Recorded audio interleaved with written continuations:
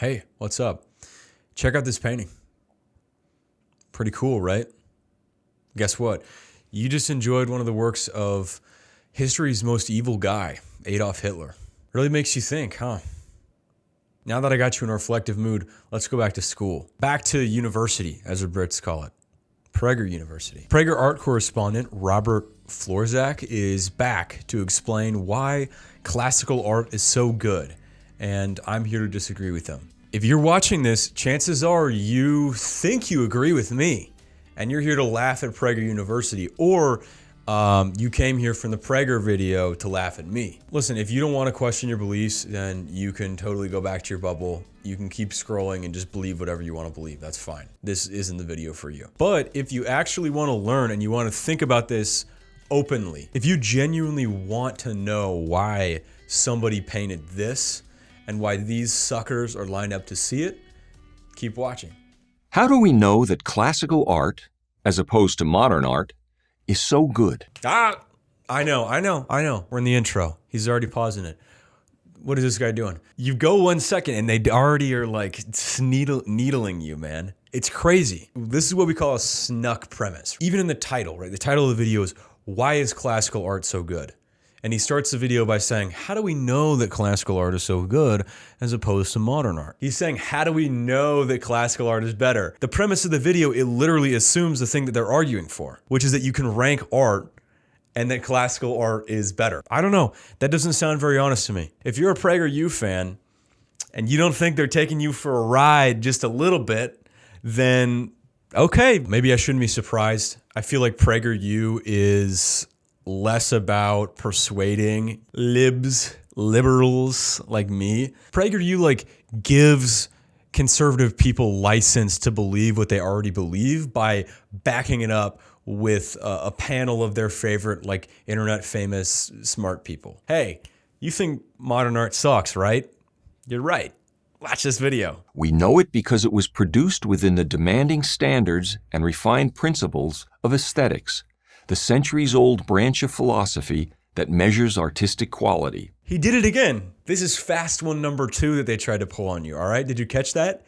He said, the principles of aesthetics. Principles of aesthetics. Aesthetics is a branch of philosophy, right? He says that. It's a centuries-old branch of philosophy. How would you feel if I said, how do we know that Roman society was so good as opposed to modern society? Because it was ruled under the principles of ethics, the centuries-old branch of philosophy that measures when things are good or bad. A branch of philosophy is just a mode of discourse. In ethics, there's different ethical theories about what's right and wrong, what you should do. Metaphysics or epistemology, there's different theories about, what is true, how the world works, etc., etc. But here, Robert is acting like aesthetics is like a solved question. Ask 5 different philosophers for their opinions and you get 6 answers. The principles of aesthetics is ridiculous. And he even goes on to list them. It's a bunch of check boxes that are like form, line, composition. It's your opinion.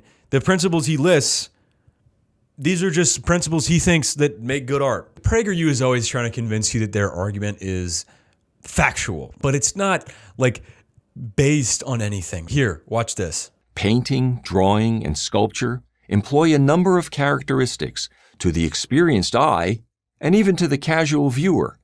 Each of these is present in any work of art worthy of being called art. Logic police.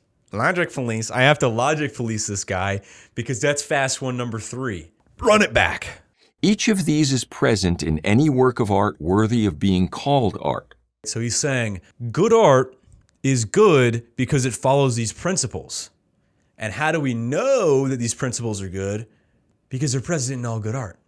But how do we know the art's good? Because it follows these principles. But how do we know the principles are good? Because they produce good art. But how do we know the art that those principles produce is good? Because it's circular logic. Each of these premises support each other. There's no grounding basis for saying this. Yeah, of course, if we presuppose that all these things make good art, then yeah, the ones that have that would be good art. But it's not. You're not making an argument for the principles. You're pulling a fast one, dude. Rob and I have tussled before. Go check that video out if you haven't already. But one of my favorite parts for that video was when he pulls up this graph of declining artistic standards. That exemplifies the PragerU spirit of like trying to make everything they say sound like it's an objective fact. As if you can measure like the declining of artistic standards, like you can chart that over time. Or that you can quantify the ratio of like meaning to pure visual experience in an artwork. This is all smoke and mirrors to justify and like legitimize their worldview when really it's just a guy telling you what he thinks makes good art. But that's not enough for them because their argument has to be fact. Like this has to be objective. Otherwise they'd be down here with the artistic relativists saying that, hey man, every piece is just what you feel. They can't accept that. So they have to pretend that what they're saying is like written in the stars. And so far they have not substantiated that argument. Sorry. Composition, for instance, is the positioning of objects, elegant and controlled in the hands of a master, or awkward and haphazard in the hands of the inept. Color can be exquisitely balanced and harmonious, or garishly random and unsavory. Movement can be uplifting and dynamic, or static and perverse. Let's be real, this is cherry picking. I could give you examples of like poorly done classical art pieces in the Florzak sense of the word. I could give you those paintings and say, look, it's not as good. Classical art is inferior and primitive. They're lining these up side by side for shock value because they know you're going to see that weird blob of a dude and be like, oh, that's whack. I like the one on the left better. It's cooler.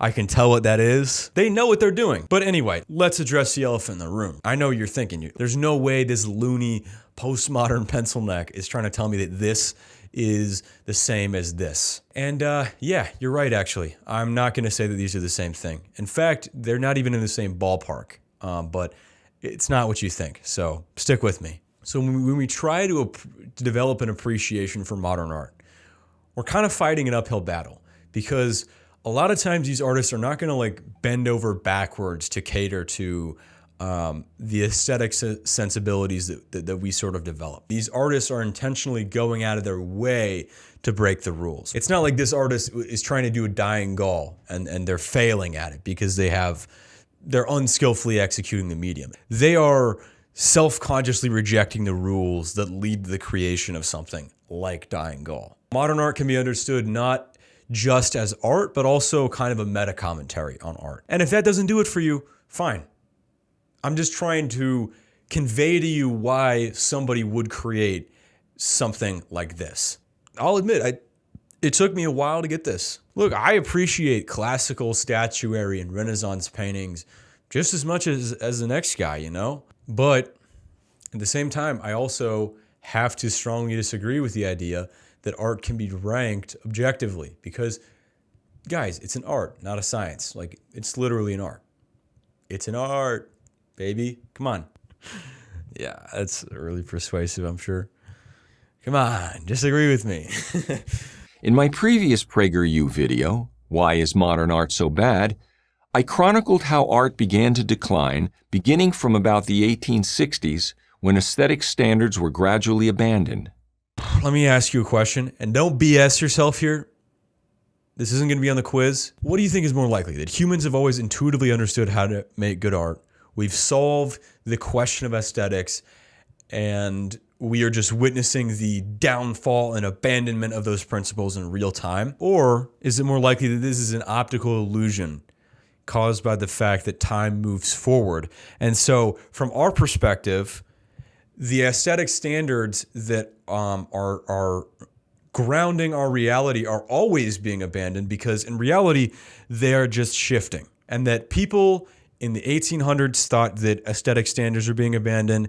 People in the Middle Ages thought that aesthetic standards are being abandoned. People in classical antiquity thought that aesthetics are being abandoned. Everyone has always thought that. Your grandparents probably thought rock music was like a bridge too far. And your parents disagreed with that. And now they think hip hop, or like rap, hip hop, what am I, 40 years old? Now they think rap is destroying our culture. Maybe you do too, I don't know. But my point is these things always move, culture always changes, And you can attach moral judgments to that. But if you cannot come to terms with the reality that the world is in constant flux, you're going to have a bad time in life. PragerU is telling you a just so story about how for hundreds of years, people have known how to make good art. And they did it, and they produce masterpieces. But now we are in this crisis point where that is being lost. That to me flattens like the real, genuine, interesting reality of art history, which is that at all times, in all places, standards and styles were always shifting and changing. And when we flatten that into a catch-all term, classical art, it sort of like cuts us off from our own past to believe that we are somehow unique. And not to understand that actually we are the endpoint of all these cultural processes coming together, and that will continue after us. So, what do we look for to determine quality in art? It is found in the skillful execution of a visual medium. I don't agree with this. And honestly, I don't think you do either, even if you think you agree with PragerU. Let's say that we're in an art gallery together and we come across a painting that we just don't like. You know, it just doesn't strike us. It doesn't get you in here. That's why we enjoy art, because it resonates with us in our soul. Even if you had a board of qualified, classically trained art scholars there to assure you that no, the line and the composition on this is actually really good. The color balance is exquisite, sir.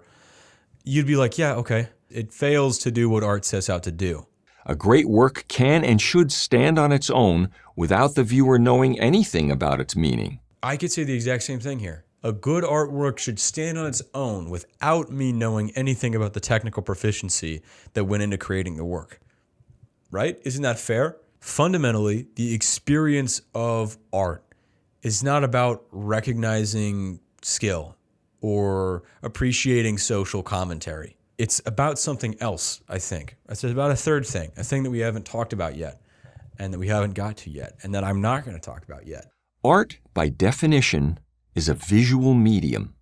Therefore, its meaning and ability to make you think are secondary to how it looks. After all, there can be meaning in other creative mediums like literature and music. But the visual is what uniquely distinguishes art. Therefore, the visual is what most matters. Couldn't I say the exact same thing about music? Like, but music is a primarily auditory medium.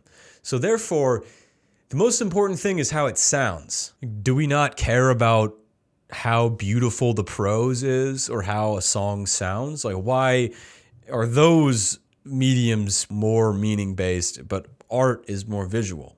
It's no wonder that many people believe the myth that photography put an end to classical art, given that they assume that looking photographic was the purpose of a painting.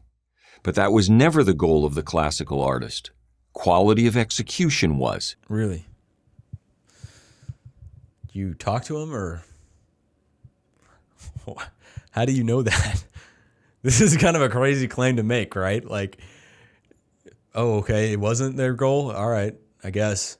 Thanks for letting me know what all the classical painters were thinking about. I don't doubt that is the case, to be honest, but it's just a weird claim to make. I think that's another tally on my point, that PragerU really needs you to feel like what they're saying is just bona fide, rock-hard facts, when it's kind of not. Finally, unlike the inspirational work of the past, much of today's art exposes how coarse and vulgar a society we've become. Oh, there we go. He had to throw in another one for shock value at the end. See, like, he's not slick. Oh, bruv, this really exposes just how vulgar our society's become. Like, yeah, I don't know what to tell you. I guess the horse is kind of whack. Not a fan. But if you don't think that this exact cycle of artists pushing the limits and conservative clutching their pearls has not happened a million times before, you're out of your melon.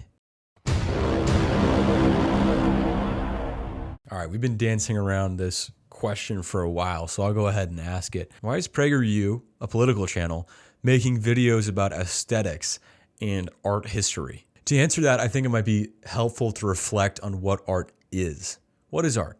To me, art is something that helps us reflect on our experiences. Reflecting on our experiences is kind of the basis of our consciousness. So you could say that creating art is one of the most human things that we do. Art matters not just in a personal sense, but in a cultural sense, in a political sense even, because art informs us and prompts us to think about what is true and good and beautiful. Art can be inspirational. It inspires us to push our limits and achieve greatness. But it can also help us to reflect on the dark sides of our psyches and of the world. But I repeat myself. Check out my short story if you want to know what I meant by that. This is what I was hinting at earlier, but never really said. Fundamentally, the experience of art is not about recognizing skill or appreciating social commentary. Art is a spiritual experience in the most literal sense of the word. Art helps us connect to and relate to the world. But here's the thing. PragerU, even though they reference philosophy, even though they claim the guise of preserving art and upholding these traditions, they actually cheapen and degrade art because they reduce it to a mechanical checklist, to a computer algorithm of qualities that are met or not met. That is deeply antithetical to the spirit of art. And taking the soul out of art, ironically, is what leads to the situation that we're in now with modern art or postmodern art, right? Because it's really postmodern art, but I'll explain that in a minute. And the absolute arrogance to think that you could put God in a box, that will always give rise to somebody who says, no, screw you. That's art, actually. So I ask again, why did PragerU make this video? Well, quite simply, they made this video because they hate modern art. And they hate modern art because they hate modernity. And by modern art, I mean postmodern art. And by modernity, I mean postmodernity. I'm sorry. It's confusing, I know, and it's about to get more confusing. So watch out. But there's a point to this, I promise. Let's rewind. Humans have an intrinsic desire to make sense of the world. I think that's a fairly uncontroversial point to make. And there's sort of three modes of understanding the world. Three grand narratives that humanity has largely lived under for our history. Ancient or pre-modern or classical or whatever you want to call them. Pre-modern people attempted to understand and influence the world primarily spiritually through prayer, divination, meditation, ritual, and sacrifice. Pre-modern people were very sensitive to this spiritual aspect of their lives, and that comes across in their art very clearly. And then, primarily as a result of the Enlightenment, humanity begins to understand and relate to the world scientifically.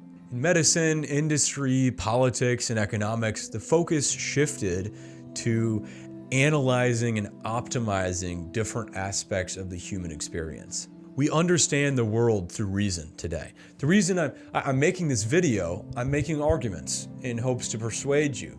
I'm appealing to your reason and your logical faculties as the grounds for our common understanding and our ability to communicate with each other, even though we might disagree. And once again, modernity colors art. It comes across in art. It influences our assumptions about art. Even though most of us live in modernity, right? We have this modern mindset of science and scientific progress sort of being the way that we improve society, the way that we think about things. That's sort of our common language. As time goes on, science continues to demystify what was once the domain of God, because as soon as you know that thunder is just electricity and not the hammer of Thor, God is no longer in the thunder. But as time went on, the downsides of applying a scientific way of thinking to all areas of life, these downsides started to become pretty apparent. I don't think it's a mistake that after one of the most brutal and destructive and simultaneously the most efficient, high-tech, and mechanized war in history, that a deep skepticism would emerge around the idea that scientific progress and reason would always lead to the creation of a better society.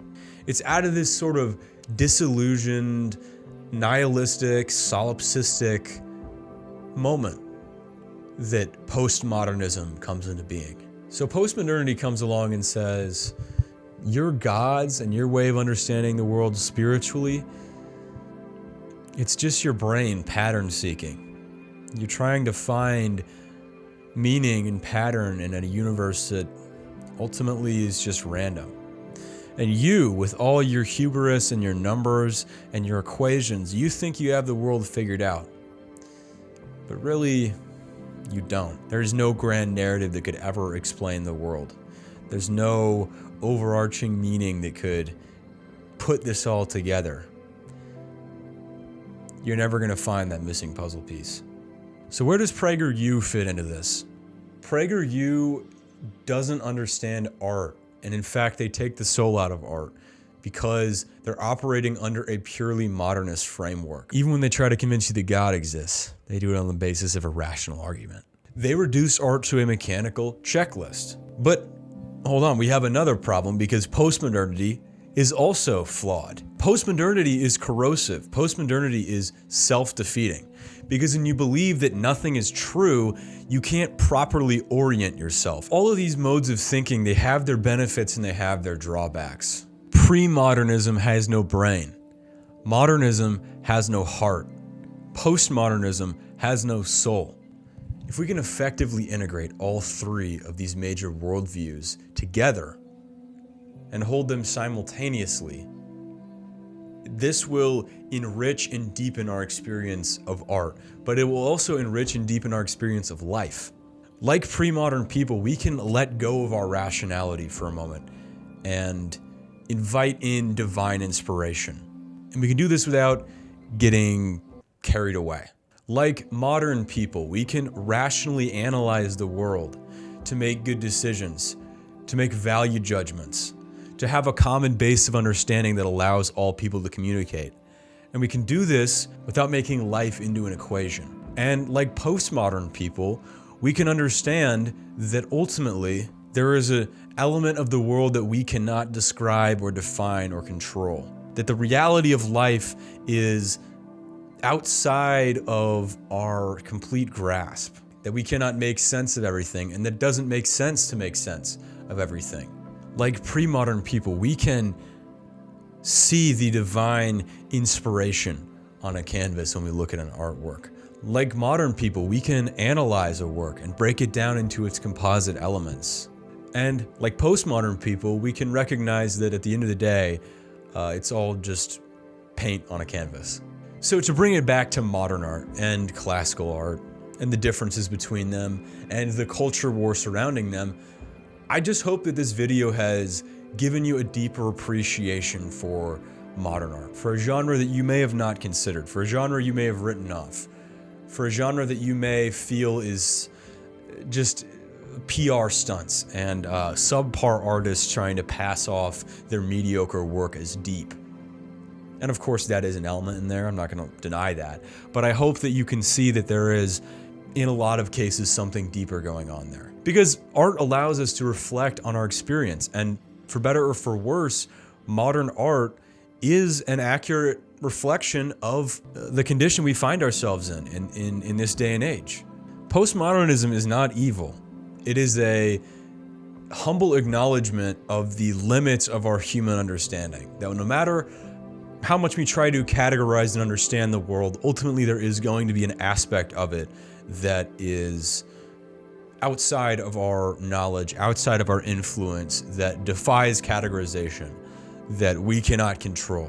So if you made it this far in the video and you're still not sold on modern art, then I applaud you for being open-minded and considering a perspective that you may not have before.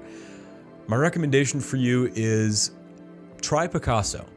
Picasso clearly is not a man who was lacking in talent. He clearly knew how to skillfully execute a visual medium.